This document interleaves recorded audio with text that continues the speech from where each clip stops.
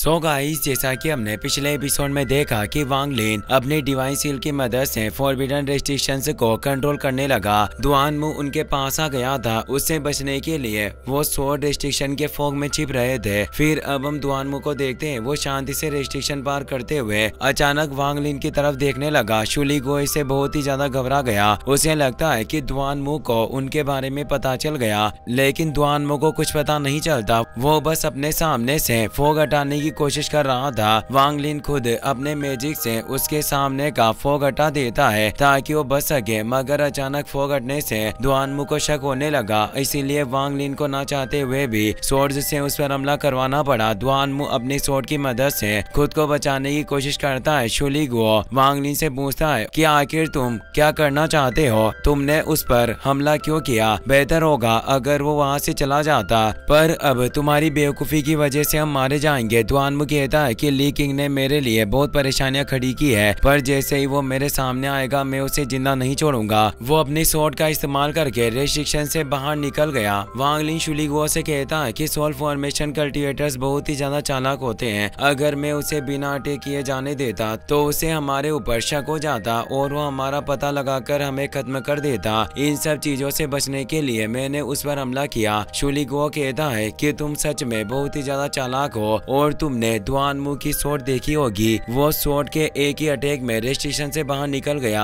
अगर तुम्हें वो स्वॉर्ड मिल जाए तो हमें आगे बढ़ने में काफी मदद मिलेगी। वांग लिन सोचता है कि भले ही मैं चालाकी से यहाँ तक पहुँच गया, पर इस फॉरबिडन माउंटेन पर दुआनमू और ली किंग दोनों मेरे लिए खतरा है। मुझे ऐसा लगता है कि यहाँ उन्हें हराना लगभग नामुमकिन है। ली किंग अपने पपेट के साथ माउंटेन टॉप पर पहुँच चुका था। वो कहता है कि अगर मैं तुम्हें लाइट रेस्ट्रिक्शन से बचाने के लिए नहीं रुकता तो 3 महीने पहले यहाँ पहुँच गया होता, पर तुम मेरे मास्टर की छोड़ी गई आखिरी निशानी हो। आखिर मैं तुम्हें खतरे में कैसे डाल सकता हूँ? हमारे पीछे एक शख्स आ रहा है जिसने हमारी सारी रेस्ट्रिक्शन नष्ट कर दी। मैं यकीन के साथ कह सकता हूँ कि वो दुआनमू होगा, पर खैर तुम्हें फिक्र करने की जरूरत नहीं। मैं आखिरी रेस्ट्रिक्शन एक्टिवेट करने जा रहा हूँ। वहाँ एक लाइट रेस्ट्रिक्शन मौजूद था। ली किंग उसके सामने जाकर बैठ गया। वो कहता है कि यह पावर सच में काफी जोरदार है और माउंटेन टॉप पर रहने के लायक है, पर ये मेरे सामने ये पावर काम नहीं आने वाली। तभी दुआनमू वहाँ गया। वो कहता है कि तुमने इस सफर पर मेरा काफी ध्यान रखा, इसीलिए मैं तुम्हारा शुक्रिया अदा करने के लिए यहाँ आया हूँ। वो अपनी स्वॉर्ड से उस पर हमला कर देता है, मगर ली किंग ने बैरियर की मदद से उसका अटैक रोक दिया। वो पूछता है कि आखिर तुम क्या करना चाहते हो? अगर ये फाइनल रेस्ट्रिक्शन एक्टिवेट हो गया तो हम में से कोई भी इसे नहीं रोक पाएगा और सब मारे जाएंगे। दुआनमू कहता है कि मुझे रेस्ट्रिक्शन से कोई फर्क नहीं पड़ता, पहले मैं तुम्हें मारूंगा, उसके बाद इस रेस्ट्रिक्शन को खत्म करूंगा। वो कुछ फ्लेक्स की मदद से उसके आसपास एक रेस्ट्रिक्शन एक्टिवेट कर देता है। वो कहता है कि यह ट्रेजर मुझे वुजी जियो जेन रीजन में मिला था। आज मैं इसका इस्तेमाल करके तुम्हें मारूंगा। ली किंग को इससे काफी गुस्सा आता है। वो पपेट के मुंह से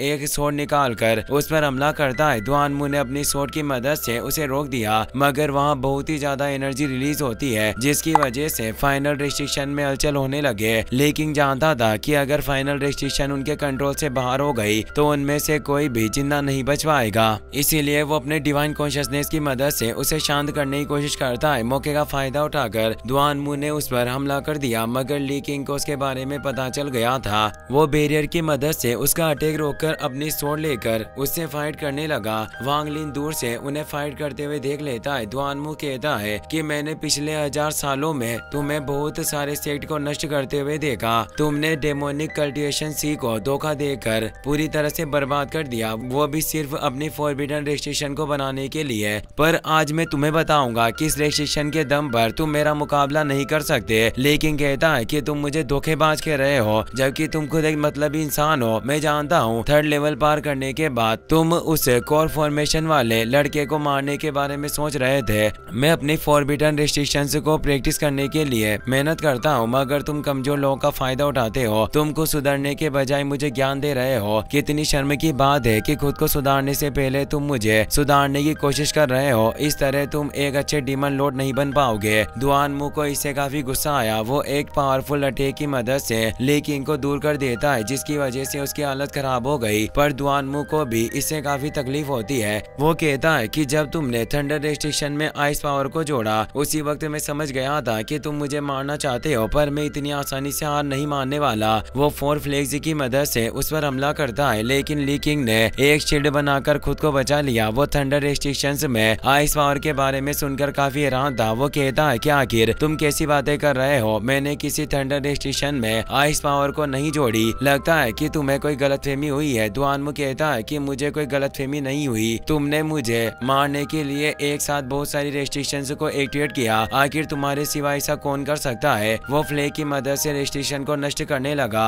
लेकिन कहता है कि तुम समझ नहीं रहे, पर हमारे बीच सच में गलतफहमी हुई है, मैंने अभी तक एक साथ 2 रेस्ट्रिक्शन को एक्टिवेट नहीं किया। माउंटेन पर कोई दूसरा मौजूद है जो हमारे बीच दुश्मनी पैदा करना चाहता है। वो दुआनमू को अपनी सील दिखाता है। वो सील वांग लिन की सील से काफी अलग थी, जिससे दुआनमू को ली किंग पर भरोसा हो गया। वो कहता है कि अगर तुमने रेस्ट्रिक्शन एक्टिवेट नहीं की तो क्या मेंग तुओ जी ये सब कर रहा है। ली किंग कहता है कि जिस किसी ने भी तुम्हें मारने की कोशिश की है हम उसका पता लगा कर रहेंगे, पर अभी के लिए हमें सेकंड लेवल पार करने के बारे में सोचना होगा। तभी वांग लिन अपनी डिवाइन सील की मदद से लाइट रेस्ट्रिक्शन को एक्टिवेट कर देता है, जिस वजह से ली किंग और दुआनमू पर लाइटनिंग अटैक होने लगे। उन दोनों को वांग लिन के बारे में पता चल गया। शुली गुओ इससे बहुत ही ज्यादा डर गया। वो कहता है कि इस बेवकूफ ने सोल फॉर्मेशन रियल्म के 2 कल्टिवेटर्स को गुस्सा दिला दिया, अब हमें कोई नहीं बचा सकता। ली किंग और दुआनमू लेवल गेट की तरफ जाने की कोशिश करते हैं, पर लाइटनिंग स्ट्राइक से घायल होकर दोनों रुक गए। ली किंग पर अटैक होने लगा, पर वो पपेट को अपने सामने खड़ा कर देता है, जिसकी वजह से उसका एक हाथ टूट गया। दुआनमू और पपेट के लाइट रेस्ट्रिक्शन पर अटैक करने की वजह से पूरे माउंटेन के अंदर से गोल्डन रेस्ट्रिक्शन से बाहर निकलने लगे, जिन्हें देखकर सब हैरान हो गए। वांग लिन शुली गुओ को लेकर जमीन के अंदर छिप जाता है, मगर ली किंग को समझ में आ गया था वो फॉरबिडन रेस्ट्रिक्शन पर कंट्रोल नहीं कर सकते, इसीलिए वो दुआनमू और पपेट को लेकर लेवल गेट से निकल गया। जाते जाते वो वांग लिन को जान से मारने की धमकी भी दे देता है। उनके जाते ही सब शांत हो गया।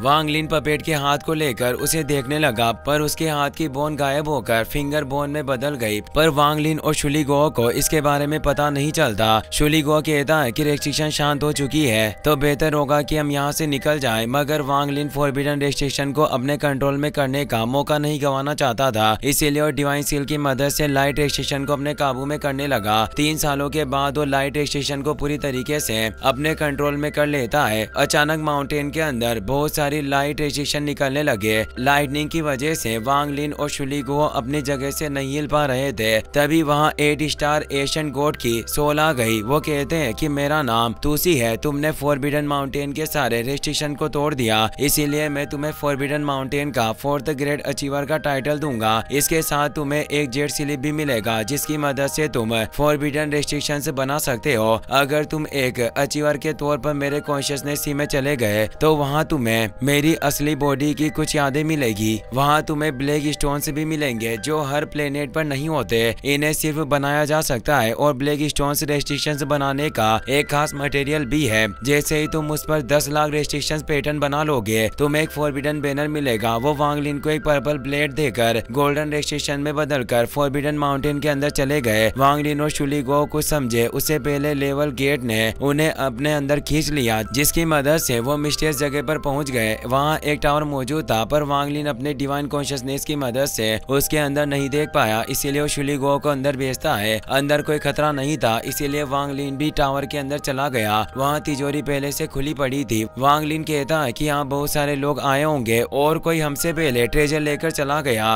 वो अपने डिवाइन कॉन्शियसनेस की मदद से तिजोरी को देखने लगा। उसे एक सीक्रेट ड्रॉअर मिलता है जिसके अंदर एक स्टोरेज बैग रखा था। शुली गुओ से देखने लगा, मगर वांग लिन ने उसे रोक दिया। वो कहता है कि अगर तुम मरना नहीं चाहते तो उसे मत छुओ, हमसे पहले भी यहाँ बहुत सारे लोग आए हैं और जाहिर सी बात है कि उन्हें भी इस बैग के बारे में पता होगा, पर वो इसे अपने साथ नहीं ले गए। इसका मतलब इस पर कोई रेस्ट्रिक्शन लगा हुआ है। वो अपनी जी लाइटनिंग की मदद से उस रेस्ट्रिक्शन को खोलने की कोशिश करता है, पर इससे कोई फर्क नहीं पड़ता। वो सोचता है कि इसका पैटर्न बहुत ही ज्यादा अजीब है और इस वक्त मैं कुछ नहीं कर सकता, शायद इसे खोलने में मुझे बहुत सालों की मेहनत करनी होगी। उसने बैग अपने पास रख लिया और शुली गुओ को कुछ सोल से देकर पोर्टल के अंदर भेज देता है। वो सोचता है कि ली किंग और दुआनमू 3rd लेवल को पार करने के लिए मेरी मदद की बात कर रहे थे, मगर मेरा कल्टिवेशन सिर्फ कोर फॉर्मेशन रियल्म पर है, मैं इतनी आसानी से यहाँ से नहीं निकल पाऊंगा। वहाँ उसे कुछ एशियन टेक्स्ट मिलते हैं जिन्हें पढ़कर वो हैरान हो गया। वो ड्यू वाटर पीकर तेजी से पोर्टल के अंदर चला जाता है। पोर्टल को पार करते हुए वो एशियन गॉड लैंड में पहुंच गया। वहाँ जाते आते ही उसका डिवाइन कॉन्शियसनेस एक्टिवेट हो जाता है, क्योंकि मा लियांग की बॉडी लेने से पहले वो एक डेवरिंग सोल था और एशियन गॉड लैंड में आते ही उसकी सोल एक्टिवेट हो गई, जिससे उसे समझ में आ गया था कि वो थर्ड लेवल में पहुंच गया। इसी के साथ ये एपिसोड यहीं पर खत्म हो जाता है।